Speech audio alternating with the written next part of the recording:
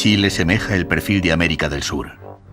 Aprisionado entre la cordillera de los Andes y las aguas del Pacífico, su territorio forma una estrecha franja de 5.000 kilómetros de longitud, donde se resume un continente.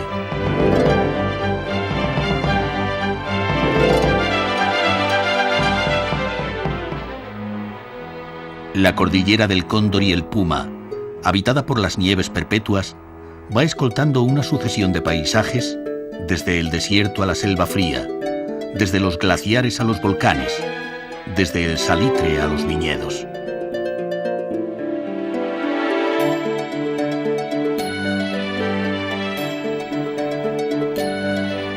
Los viajeros que buscan la autenticidad y los contrastes se encuentran con un país convertido en una gran reserva de la naturaleza virgen, donde todavía es posible la aventura.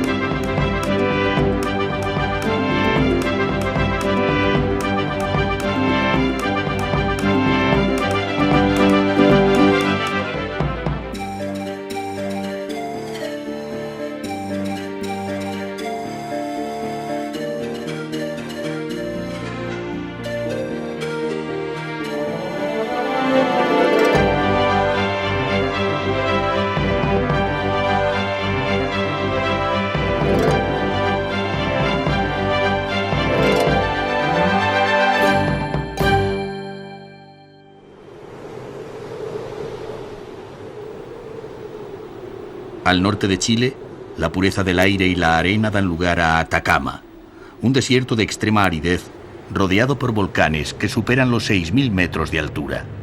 Refugio de culturas ancestrales, entorno misterioso y esotérico, forma parte de la restringida lista de lugares míticos del viajero. El poeta Pablo Neruda llamó a Atacama la Rosa de Salitre por su riqueza mineral, cuyos yacimientos de nitrato, litio, cobre, yodo y sales han sido explotados desde tiempos inmemoriales.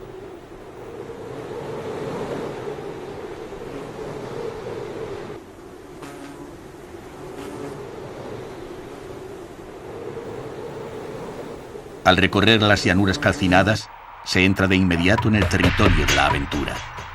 Formaciones geológicas inverosímiles aguardan al borde de los polvorientos caminos.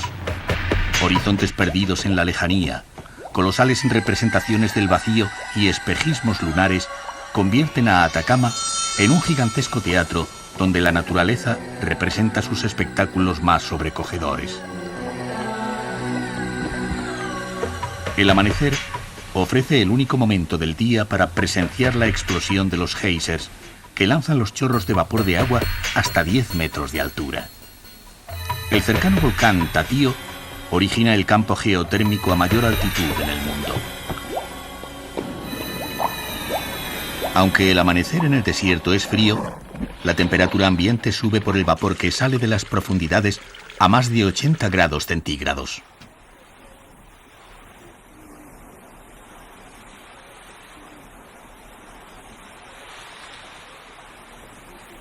Los pozos de agua hirviendo, rodeados de sales minerales, crean anillos de colores cambiantes que resplandecen bajo la luz solar.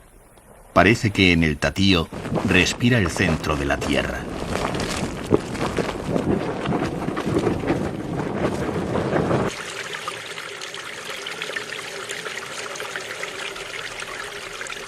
La fuerza telúrica del cinturón de fuego del Pacífico hace enmudecer ante una naturaleza que el hombre no podrá dominar nunca.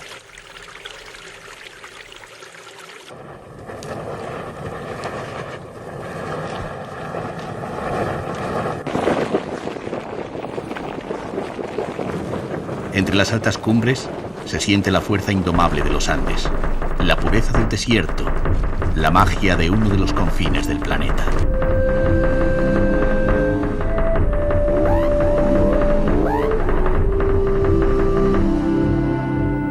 Al temor que genera la experiencia de caminar junto a los geysers del Tatío, le sigue un baño relajante en los pozones termales que mantienen el agua caliente a una temperatura fija. Las montañas de colores cambiantes esconden depósitos minerales, pero también conservan zonas en las que nunca ha llovido y un sinfín de riquezas arqueológicas y manifestaciones del arte rupestre. La colonización tampoco se detuvo ante el desierto, y los conquistadores Almagro y Valdivia llegaron procedentes de Perú. San Pedro de Atacama fue el oasis más poblado y el centro de la administración colonial. Ahora explota un nuevo filón, el turismo, que atrae a los expedicionarios del siglo XXI, hambrientos de aventuras.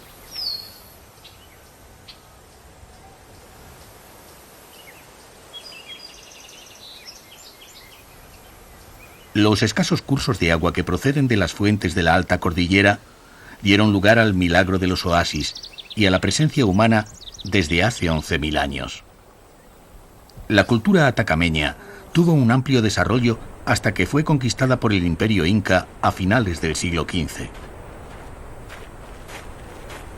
Patricia Velázquez, nuestra guía, comenta. Estamos en la aldea de Tulur, es el primer asentamiento de Atacama.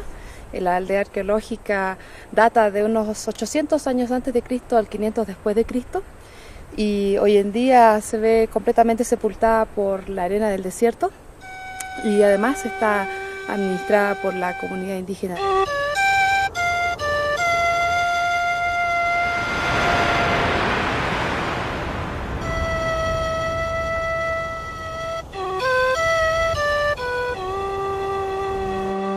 Para los geólogos, el salar de Atacama supone la mayor concentración de potasio y litio del mundo. Para el visitante, se convierte en un espejo que refleja el cielo. El salar pertenece a la Reserva Nacional Los Flamencos, sobre la que se impone majestuoso el volcán Licancabur, escoltado por un cinturón de volcanes, creando un entorno tan sobrenatural que es fácil creer en las numerosas historias de platillos volantes que cuentan los lugareños. En las cimas de los volcanes Licancabur y Copiapó, los incas adoraron a Inti, el dios sol. Cerca, los Andes rozan el cielo con el volcán más alto del mundo, el Ojos del Salado. El hechizo de Atacama se acrecienta en las formaciones salinas que recogen los rayos solares como si se tratara de poliedros cristalinos. Sopla el viento en las grietas, en las oquedades y en los estrechos serpenteantes por los que se camina sobre la sal.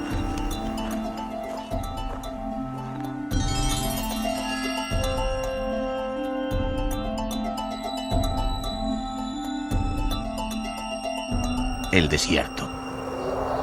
El Valle de la Luna, envuelto en la atmósfera de misterio que rodea los grandes hitos de la naturaleza, hace enmudecer a los visitantes que empiezan a llegar a la caída de la tarde. Atacama se ha convertido en un lugar de culto para un reducido grupo de iniciados que buscan la soledad del planeta.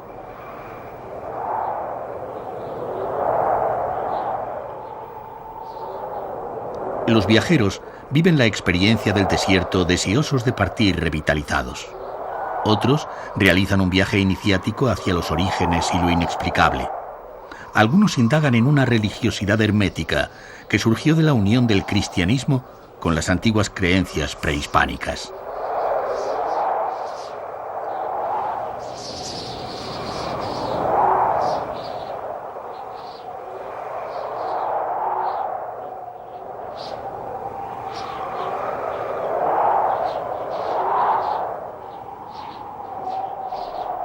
Los chamanes todavía mantienen su poder entre una población que posee un abigarrado conjunto de creencias y supersticiones.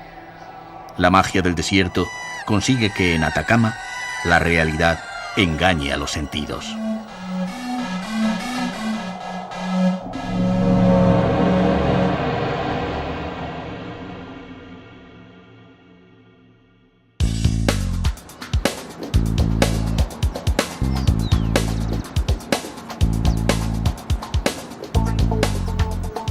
Santiago se alarga siguiendo al río Mapocho, al pie de la cordillera, tomando una fisonomía longitudinal igual a la del resto de Chile, que extiende su territorio entre la plenitud de los Andes y las olas del Océano Pacífico.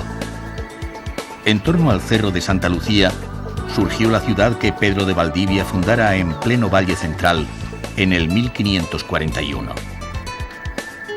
Enfrentado a la urbe, el monumento al caudillo indígena recuerda la rebelión de los mapuches y la resistencia de los habitantes del sur a la conquista española.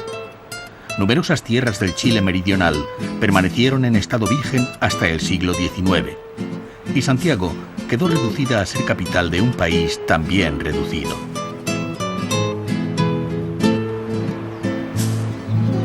Los terremotos que sufrió Santiago hicieron perder el sentido unitario de la ciudad.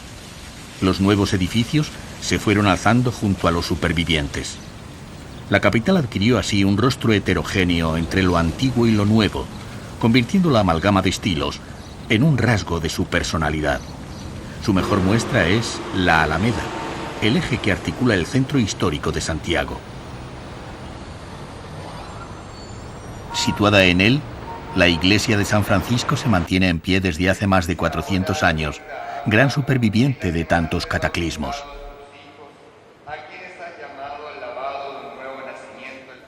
Su claustro, igual que una isla de reposo en el ajetreado corazón de la capital, sirve de sobrio preámbulo al museo colonial instalado en el convento.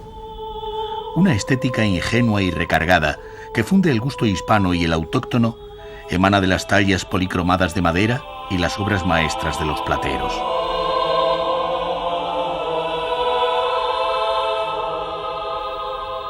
En la gran sala se muestra la mejor colección de pintura cuzqueña del continente. Los impresionantes cuadros representan el nacimiento, la vida, los milagros y la muerte de San Francisco.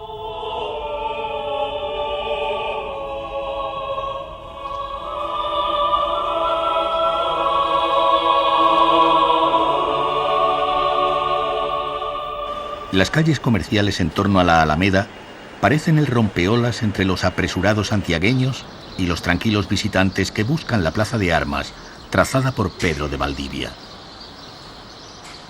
3 catedrales precedieron a la actual, levantada en el siglo XVIII en estilo neoclásico, sobrio y grandioso.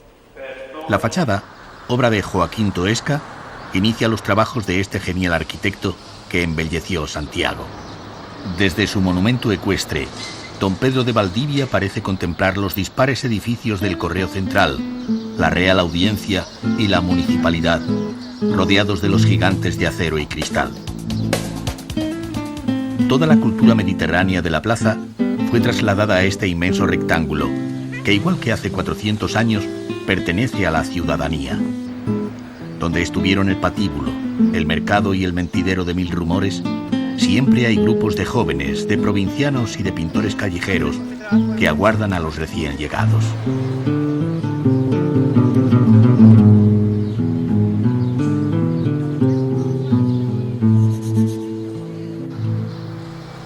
La fama universal del Palacio de la Moneda no se debe a ser una obra de Joaquín Toesca, la mayor realizada por la corona española en la época de la Ilustración. Su imagen dio la vuelta al mundo durante el golpe de Estado del 11 de septiembre de 1973, cuando la sede del gobierno chileno fue atacada y murió el presidente electo Salvador Allende. Y aunque la historia todavía no ha sido escrita, Salvador Allende ha vuelto a la Plaza de la Libertad, donde se alza su monumento en el ángulo más cercano a los despachos que ocupara. Después de la independencia en el año 1810, la capital fue creciendo y poblándose de edificios y monumentos al estilo francés, al mismo ritmo que el Estado chileno iba colonizando las tierras vírgenes y aumentaban las exportaciones. Aunque la melancólica elegancia del Santiago decimonónico ha sobrevivido, la ciudad pertenece a los arquitectos de las últimas décadas que han elevado los edificios paralelos a las cumbres andinas. En contrapunto, el barrio de Bellavista, de casas bajas repletas de encanto, fue el hogar del poeta Pablo Neruda y sigue siendo el preferido de los artistas y de las fábricas de lapislázuli. Solo en Afganistán y en Chile se extrae esta piedra semipreciosa tan apreciada en joyería. En los talleres se efectúa el pulimento de la piedra y los artesanos consiguen vencer su dureza para engarzarla en oro y plata.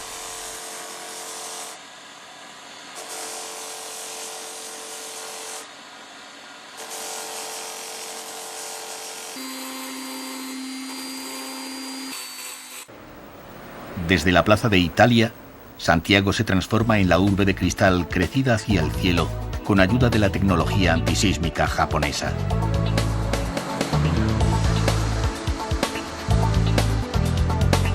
Los barrios elegantes de Providencia, El Golf y Las Condes poseen un cuidado diseño que por fin ha dado a la capital su imagen más unitaria y coherente, dibujando en el cielo un espejo que refleja los altivos colosos andinos.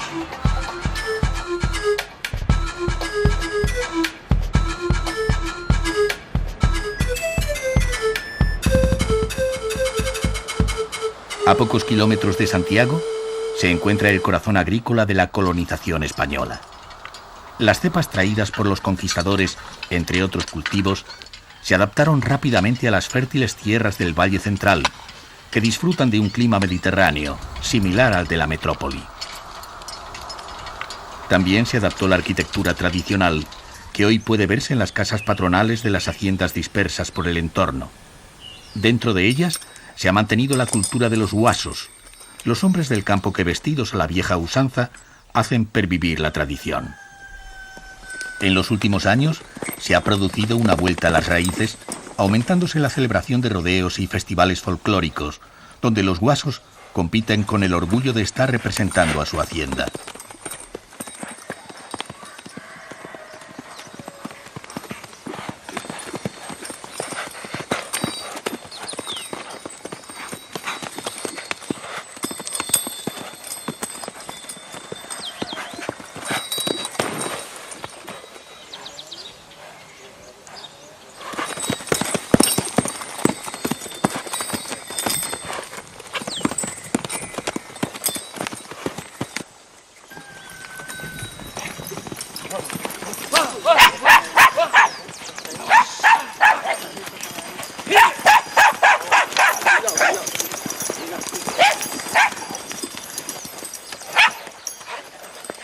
A las afueras de Santiago se inician las rutas vinateras que siguen a los ríos que descienden de la cordillera.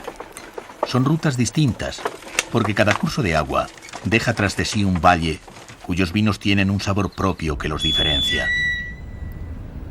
El Valle de Colchagua forma un mundo dominado por las familias de vinateros que han conservado sus bodegas y sus añejas costumbres. Algunas mantienen sus casas coloniales y sus viñedos abiertos al visitante, que va de bodega en bodega catando los famosos vinos.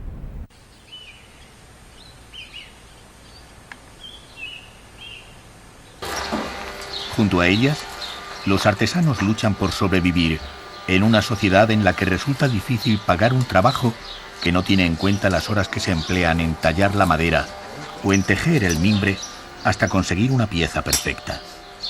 Como los sombreros camperos de teatina, una fibra vegetal que es trenzada a mano y se aplana con un viejo rodillo.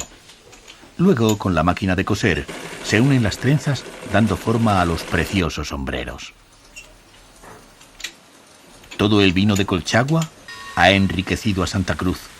El oro líquido de Colchagua no solo atrae a los seguidores de Baco, también han llegado importantes inversores extranjeros, sobre todo españoles.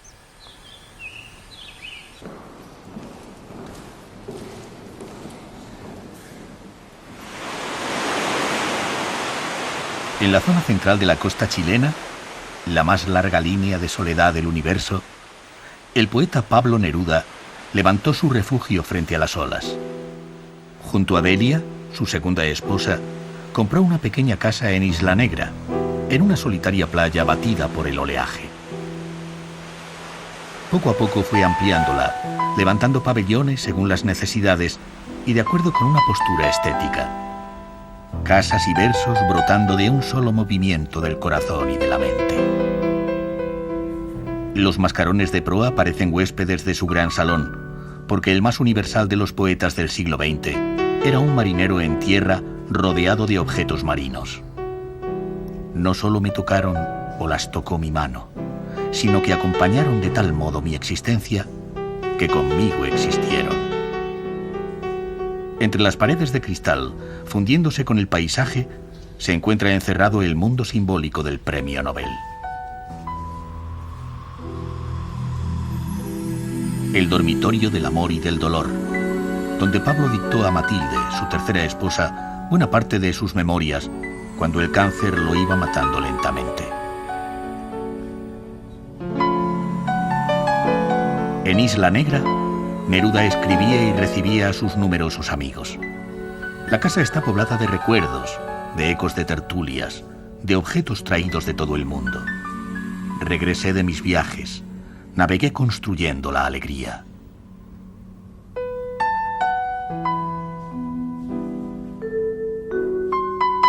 El estudio con las colecciones más personales fue su lugar preferido para escribir, mirando al mar, acompañado por el retrato de Baudelaire.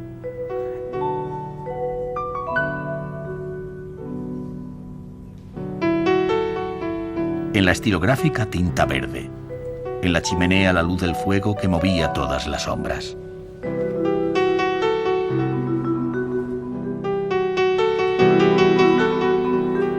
En el rincón más entrañable, los recuerdos de la infancia y la primera juventud, que le habían dejado su amor por los caballos y por las tierras vírgenes de la Araucanía. De un madero que flotaba en el mar, hizo la mesa en la que se sentaba a escribir en los días de invierno. No le dio tiempo a terminar la sala dedicada a su mejor colección, la de caracolas. La muerte llegó como un naufragio.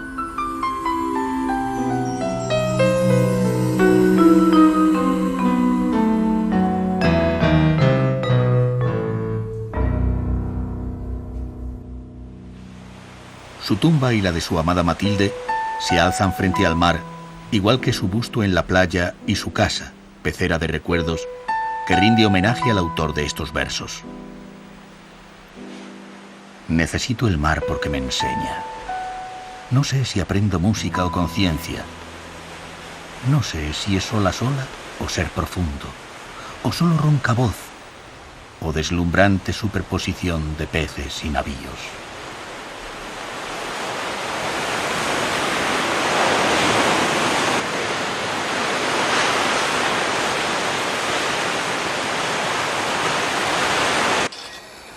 Cerca de Isla Negra, Valparaíso, el mayor puerto chileno, trepa por el circo de colinas asomándose al mar que le da la vida. Su perfecta bahía fue descubierta en el año 1536 por Juan de Saavedra. Hoy siguen llegando los barcos que durante meses faenan en alta mar, pero Valparaíso comenzó a decaer con la apertura del Canal de Panamá, que evitó la circunvalación del continente y el paso por el Estrecho de Magallanes. Aunque el gobierno chileno haya trasladado hasta aquí el Congreso Nacional y sea la sede de la Comandancia de la Armada, Valparaíso es una sombra estremecedora de antaño.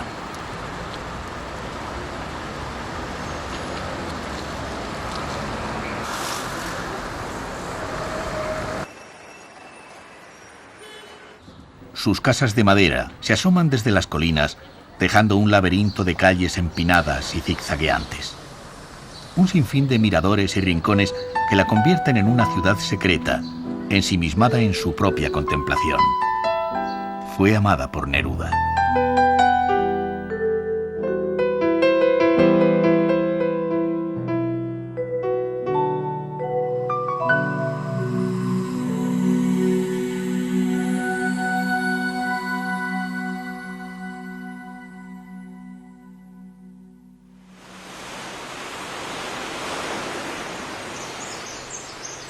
En el profundo sur, a 1000 kilómetros de Santiago, los colosos andinos cierran violentamente el paso a las dulces tierras del Gran Valle Central. De inmediato el viajero penetra en la América Virgen, donde el mundo todavía está formándose, y comprende que los lagos glaciares y los volcanes de cumbres nevadas sirvieran de refugio a los mapuches rebeldes, que terminaron en 1598 con la colonización española al sur del río Biobío. En la región de los lagos se abrió un paréntesis de casi 250 años, que solo permitió crecer al bosque primigenio, y el lago Llanquihue quedó como un espejo solitario reflejando las cumbres volcánicas del Osorno y el Calbuco. El lago Llanquihue despertó del olvido a mediados del siglo XIX, cuando el gobierno exploró las tierras deshabitadas de la zona y propició la llegada de colonos, que esta vez fueron alemanes. En las orillas surgieron pueblos como Frutillar. Hoy sus casas han sido convertidas en pequeños hoteles, restaurantes y tiendas que acogen un turismo minoritario de naturalistas y melómanos que anualmente participan en las semanas musicales de Frutillar.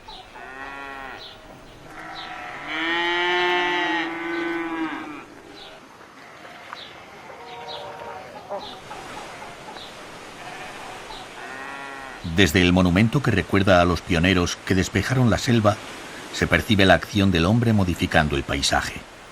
Aquellas primeras fincas de explotación agraria, llamadas chacras, terminaron por crear un entorno que recuerda a Centroeuropa.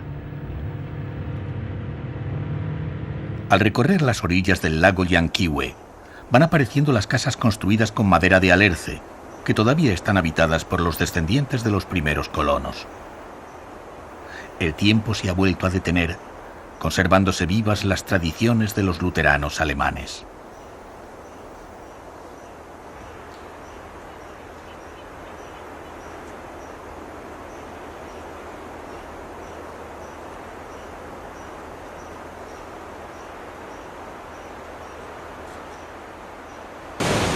La furia del agua que se estrella contra la lava cristalizada a los pies del volcán Osorno, en los altos de Petrohue, es el primer aviso al viajero de que el bosque valdiviano, la naturaleza incontaminada, aguarda a pocos kilómetros.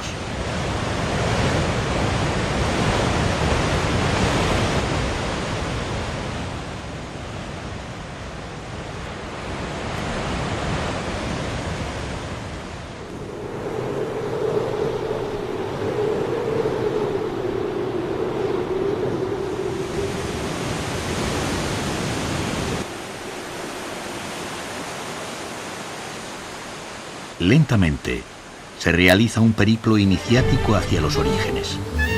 Un periplo que nos lleva al cercano lago de Todos los Santos, para embarcarnos rumbo al corazón de la cordillera. Se inicia así la insólita experiencia del cruce de los Andes, navegando por los lagos glaciares, hasta llegar a Bariloche, la famosa estación de esquí de la vertiente argentina.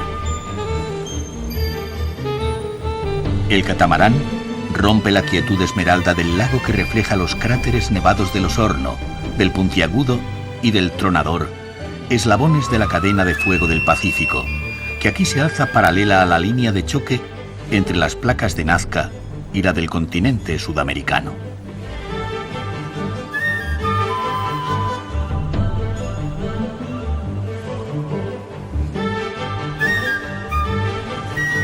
De vez en cuando surge una chacra habitada por lugareños que permanecen unidos a la civilización gracias al barco que les lleva el correo, la comida y las ilusiones.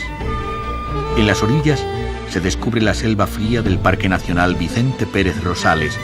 Crece la magia de los bosques nunca pisados por el hombre, entregados a la oscuridad de su follaje, a la fuerza de la frecuente lluvia, al susurro de los cursos de agua, al estruendo de las cascadas.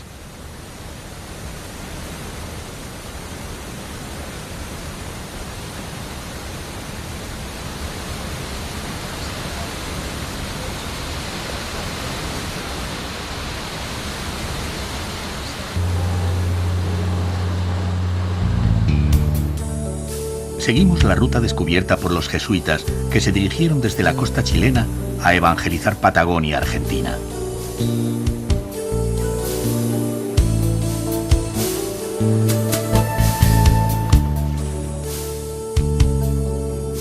La llegada a Pehulla, después de recorrer el lago de Todos los Santos, marca el primer tramo de la navegación andina. Su hotel decimonónico sirve de descanso para los viajeros que continúan hacia la cercana Argentina y es el centro de operaciones de quienes parten hacia los misterios de la Gran Cordillera.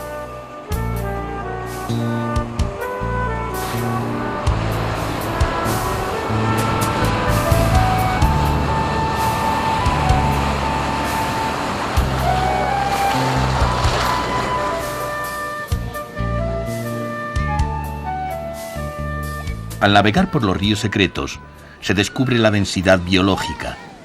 Alrededor cruje la selva, se alzan los helechos gigantes, se aprieta el ciprés, huele a boldo y a laurel, late un mundo desconocido en el que el hombre es un visitante no deseado.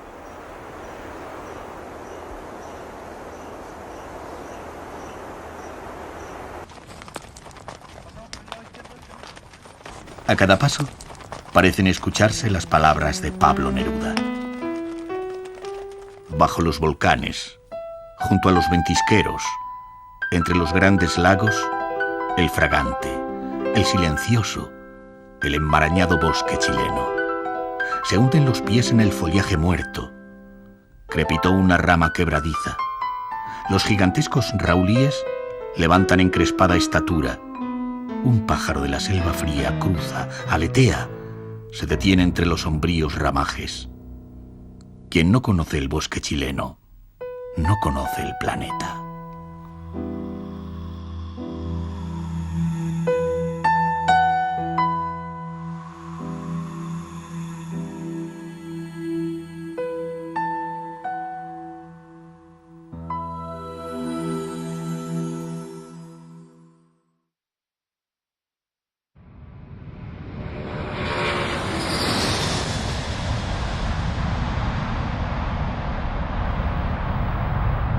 Igual que una gran sinfonía, el mundo tiene un final grandioso en la América más austral, en la Patagonia, una tierra de soledad y lejanía, separada del resto del país por los campos de hielo y una orografía tan compleja que el avión resulta imprescindible.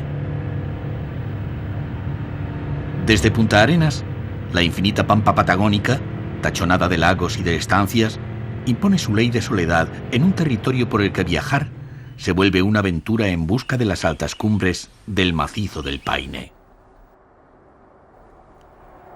Puerto Natales, la capital de la provincia de Última Esperanza, es el primer alto en el camino.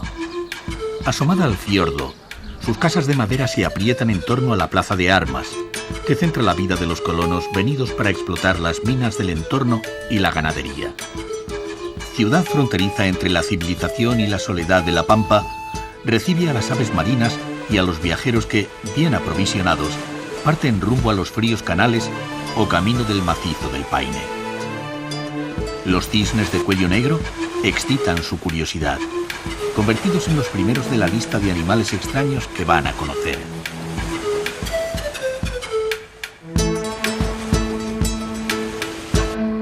Otra sorpresa nos aguarda en las proximidades, donde los hielos, al retirarse, dejaron impresionantes cuevas como la del Milodón, así llamada porque hace más de un siglo fueron encontrados los restos de un animal prehistórico desconocido. En su entorno queda constancia de la presencia del hombre desde hace más de 12.000 años, pero el misterio es el único que habita en la oquedad grandiosa.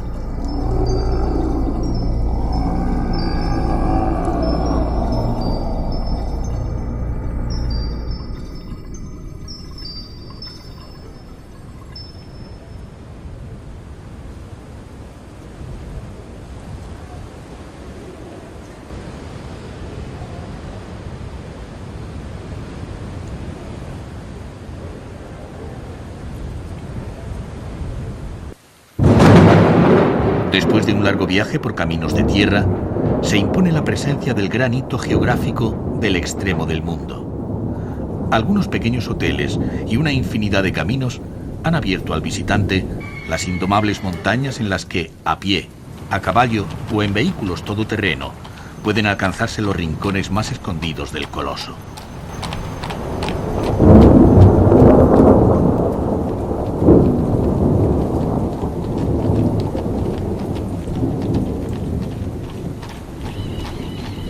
Parece lógico que los nativos tehuelches las llamasen Paine, que significa azuladas, porque vistas desde la lejanía, las montañas se tiñen de azules entre los mantos ocres de la tierra.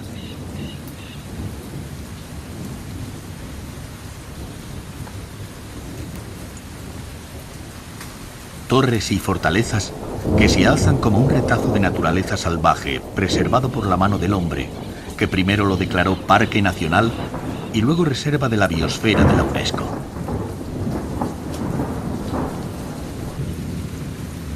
En sus alturas anida el cóndor andino, el fraile solitario de los cielos, el ave de mayor envergadura que existe, el único dueño del parque.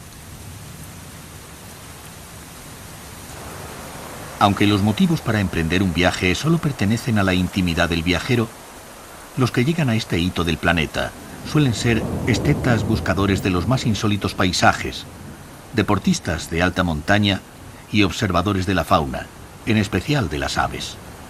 Incansables, recorren el parque en busca de parajes imponentes como Salto Grande. La fuerza del agua, de los glaciares, del viento, es la escultora de las extrañas formaciones.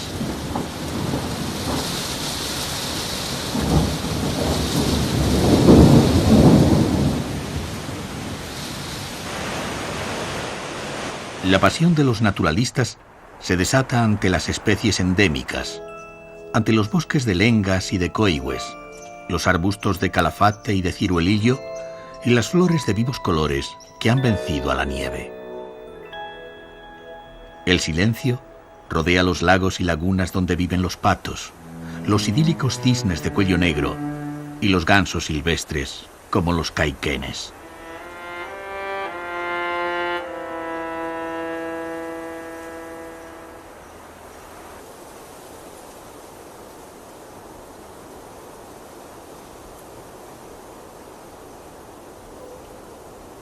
Mientras, los zorros de tamaño reducido buscan sus presas y los guanacos, de la familia de las llamas, parecen ser los vigilantes del parque, siempre con la mirada perdida en la distancia.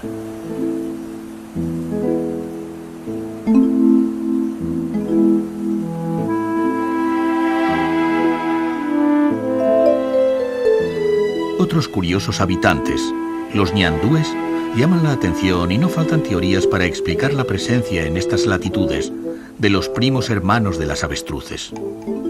Pero la culminación de los naturalistas sería avistar al señor invisible del parque, el puma. Desde el lago Pejoé se impone la magia del grupo de los cuernos. La extraña morfología del macizo, que alcanza una altura máxima de 3.248 metros, se explica por su dualidad. Por un lado, se encuentra el granito solo, pero algunas cumbres todavía conservan por encima del granito la roca sedimentaria original, que produce extrañas formaciones como las del conjunto de los cuernos o la del Cerro Fortaleza. El hielo milenario lame al macizo del Paine por su vertiente occidental. Cientos de kilómetros de hielo separan estas tierras del Pacífico y forman el campo de hielo sur, residuo gigantesco de la última glaciación. Un campo de hielo que extiende sus brazos azulados por los valles y lagos, dando lugar a los glaciares de la zona. El Grey se deja contemplar desde la altura y es posible acercarse a sus icebergs que flotan en el lago y mueren junto a la playa, casi besando los pies del viajero. Ante la fría belleza de sus formas, crece la soledad y el silencio.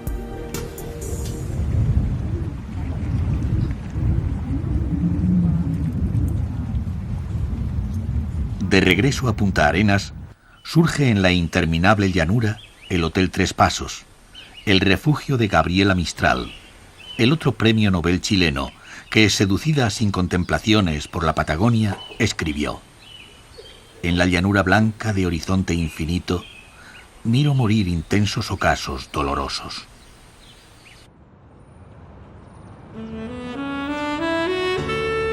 El viaje hacia los confines se asoma al estrecho de Magallanes desde Punta Arenas, la capital más austral del mundo.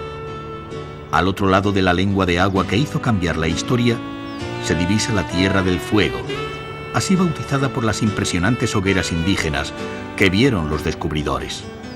Más allá, solo quedan las aguas tenebrosas y los helados campos de la Antártida. Punta Arenas creció gracias al tráfico del estrecho como una ciudad fronteriza entre las influencias americanas y las provenientes de Europa. Durante el siglo XIX y principios del XX se trazaron sus grandes avenidas para albergar una población mayor que nunca ha tenido. Eran los tiempos de esperanza para millares de europeos que llegaron a los territorios vírgenes, la época de la fiebre del oro.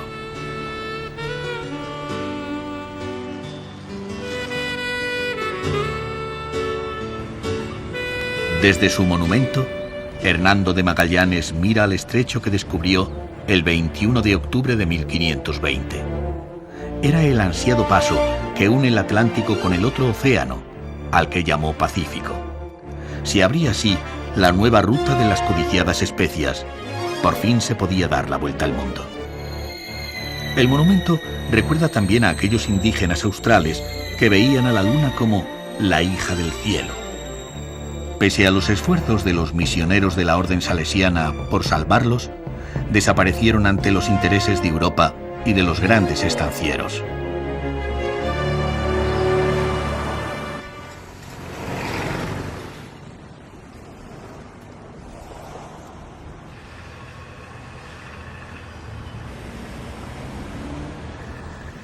Los grandes estancieros reprodujeron en sus mansiones el lujo de la lejana Europa. Pero no pudieron evitar la decadencia que se inició con la apertura del Canal de Panamá. Sin embargo, la ciudad de los pioneros tuvo un nuevo golpe de suerte a mediados del siglo XX, con el descubrimiento de petróleo en Tierra de Fuego y en Patagonia. Ahora Punta Arenas tiene el rostro común de todas las sociedades que están en proceso de formación sobre los territorios vírgenes. Y este rostro es multiétnico.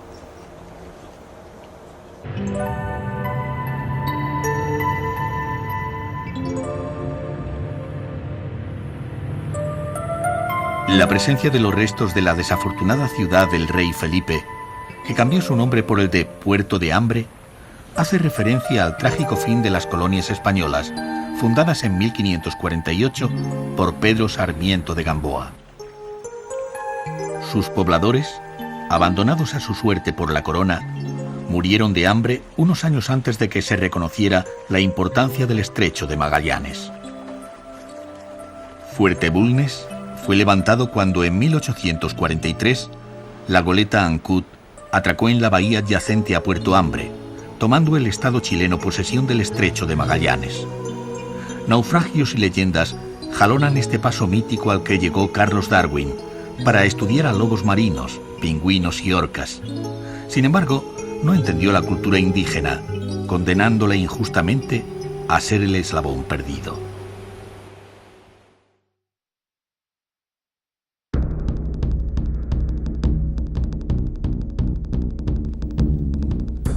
Se regresa a la región de los lagos para zarpar desde su capital, Puerto Montt, rumbo al Desierto Verde, a una de las zonas más despobladas y vírgenes de Chile.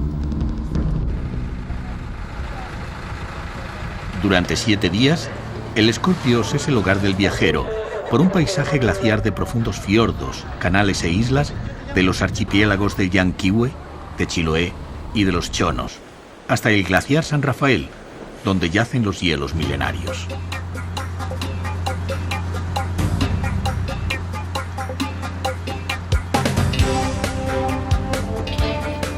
La travesía se interrumpe en la isla de Chiloé, que mantiene un profundo mestizaje de la cultura mapuche y la española. Los conquistadores vieron en ella una nueva Galicia, de suaves colinas, lluvias y leyendas misteriosas. En Castro, la actual capital, el viajero se sumerge en un ritmo de vida lento, donde todavía pervive el eco de los 300 años de semi-aislamiento. De inmediato se descubre la compleja y rica cultura chilota. San Francisco es la más monumental de las 150 iglesias y capillas que quedan en la isla, todas de madera de alerce, iglesias que se remontan al siglo XVII y fueron declaradas Patrimonio de la Humanidad por la UNESCO.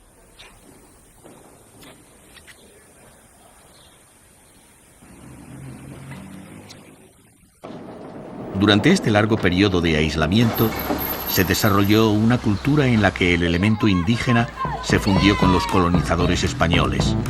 Una cultura que pervive en un sinfín de creencias arcanas, organizaciones comunales, instrumentos de trabajo y una artesanía repleta de fuerza y color, de personalidad propia.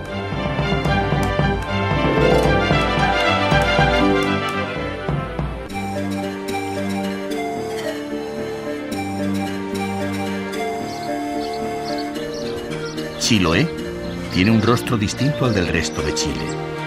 sus tierras bajas y su clima atraen a numerosos visitantes que se apasionan ante un pasado que está vivo.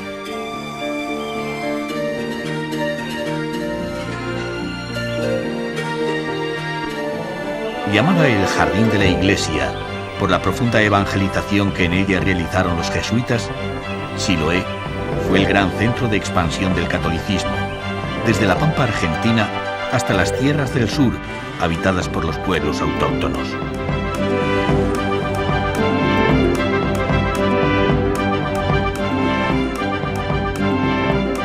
Pero el mundo misterioso de los mapuches pervive y ha dado lugar a leyendas ancestrales de personajes fabulosos y a supersticiones que tejen una tupida red.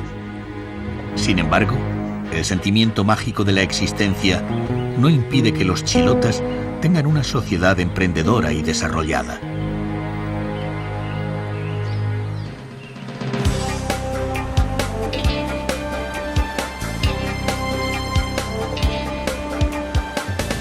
Después de atravesar el Golfo de Corcovado, cuyas corrientes hicieron que durante siglos fuese una barrera geográfica a la expansión europea, se llega a Puerto Aguirre. Los niños esperan a los viajeros para llevarlos ante las casas de los pescadores, habitantes de un territorio virginal que posee algunos de los paisajes más sobresalientes del sur chileno.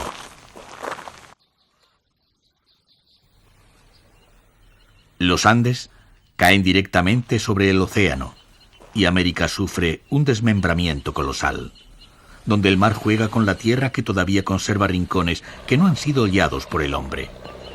Una orografía de origen glaciar tan compleja que solo deja crecer el universo vertical de los bosques.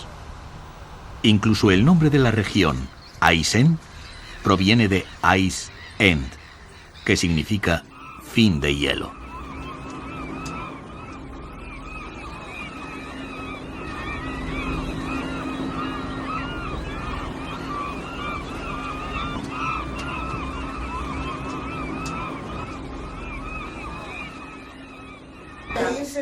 Hasta la Virgen. Sí, pero con mucho cuidado. El crucero supone la única posibilidad de acercarse en un confortable viaje de placer al fin helado de la civilización.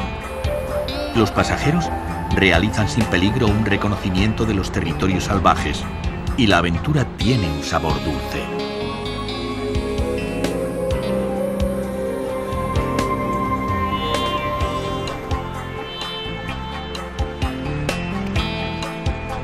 Quitralco en mapuche significa aguas de fuego. Las aguas termales son aprovechadas con fines recreativos y terapéuticos, pudiéndose tomar baños al aire libre en una de las zonas más despobladas que existen.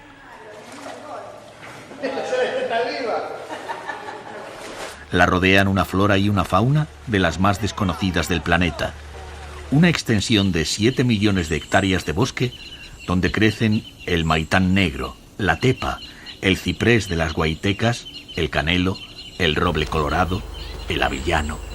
Una selva fría e impenetrable que cubre los Andes y no quiere la presencia del hombre.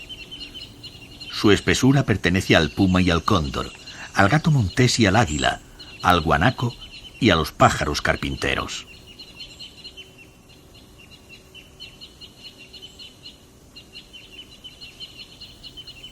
Quitralco forma parte de un turismo de colonización y conquista en territorios vírgenes que da lugar a lujosas ínsulas, donde es posible descansar y disfrutar de la gastronomía criolla.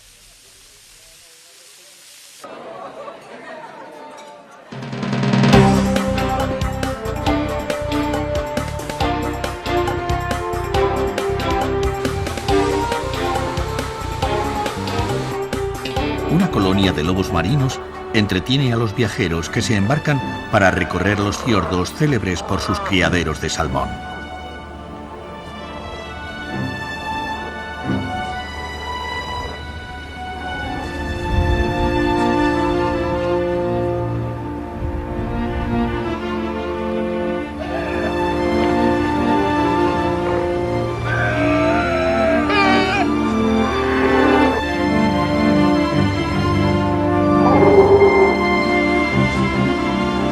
Al ritmo lento de la navegación, El mundo austral se abre en el archipiélago de los Chonos, uno de los más grandes del planeta. En sus tortuosos canales se refugiaban los barcos piratas y crecieron leyendas de naufragios y grandes tormentas. Su población original, los chonos, vivían del pescado, de las ballenas varadas y de los lobos marinos. Su pericia en estos mares los convirtió en una ayuda excepcional para los navegantes europeos que realizaron expediciones científicas en la costa del Pacífico, pero se extinguieron hacia 1870. Los misioneros consiguieron salvar a algún grupo llevándolo a Chiloé. Sin embargo, la desaparición de los indios australes prosiguió hacia el sur imparable. Pasados los años, los chilotas descendieron hasta las islas boscosas para trabajar en la tala del ciprés, y hubo grandes incendios propiciados por los ganaderos, pero el dios de la lluvia siguió fecundando la selva fría y las cascadas.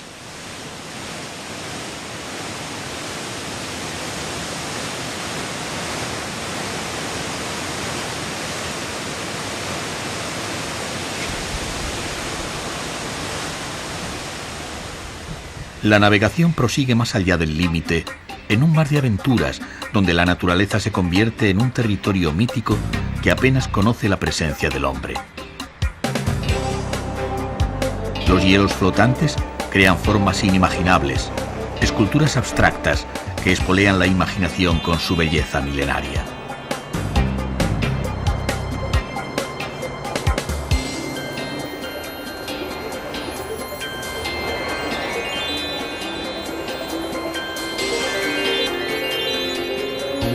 El coloso está cerca. El final del viaje se aproxima. Los icebergs aparecen como los primeros testigos del río de hielo que se precipita al Océano Pacífico.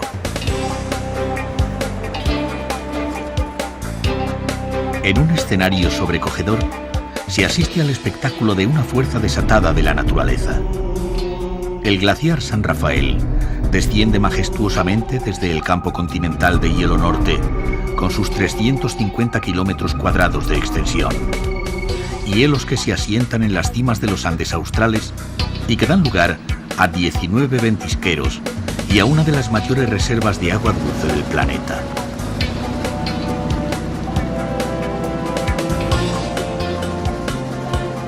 Los viajeros han vencido a la lejanía para convertirse en observadores del pasado del mundo.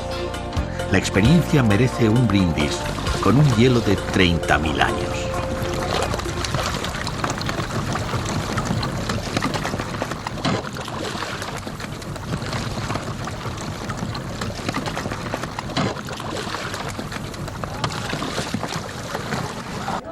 Salud, joven. Dos eternidades se juntan: el verdor perenne de los bosques y el blanco eterno del glaciar. En un agua cuya temperatura de 3 grados centígrados no dejaría vivir más de 5 minutos a un náufrago, avanzan los botes a motor por la laguna San Rafael.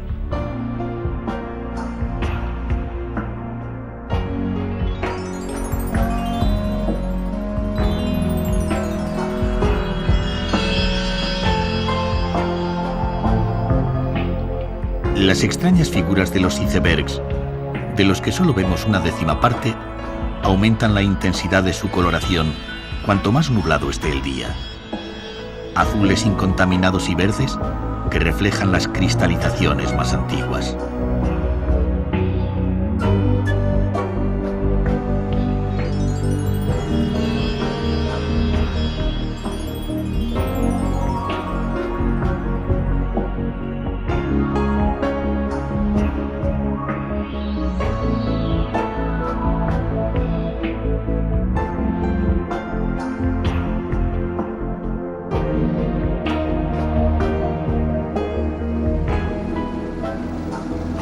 El capitán del Scorpios, el señor Cochifas, comenta: Este glaciar fue descubierto en el año 1620 por el navegante español don Juan García, que zarpa de Castro con 3 frágiles piraguas y descubre este hermoso paraje.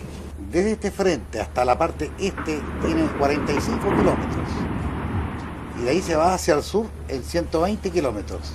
Los témpanos flotan al 10%. Los colores se deben a la enorme cantidad de oxígeno concentrado y la baja temperatura, tal vez congelado a más de 80 grados bajo cero. Los derrumbes de las torres de hielo acrecientan la sensación de estar robando una imagen secreta del planeta.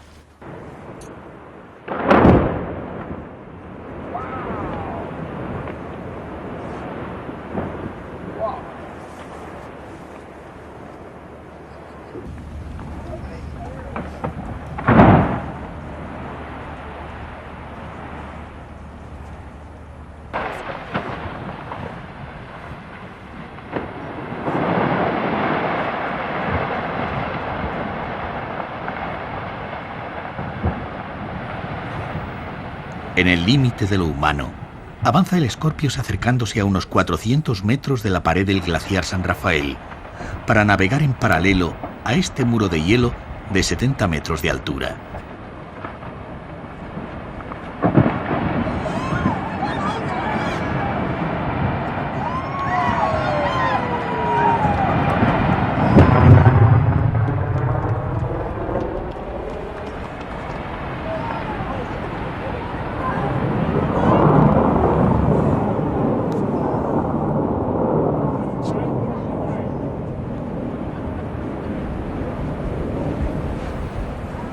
El silencio helado de los campos se interrumpe cada cierto tiempo con el tronar de su avance atávico. Los desprendimientos se suceden continuamente y se dejan oír como cargas de artillería en la distancia. Parecen la voz salvaje del planeta, de los confines deshabitados, de los territorios donde el pasado y el futuro se confunden en una historia que todavía no ha sido escrita.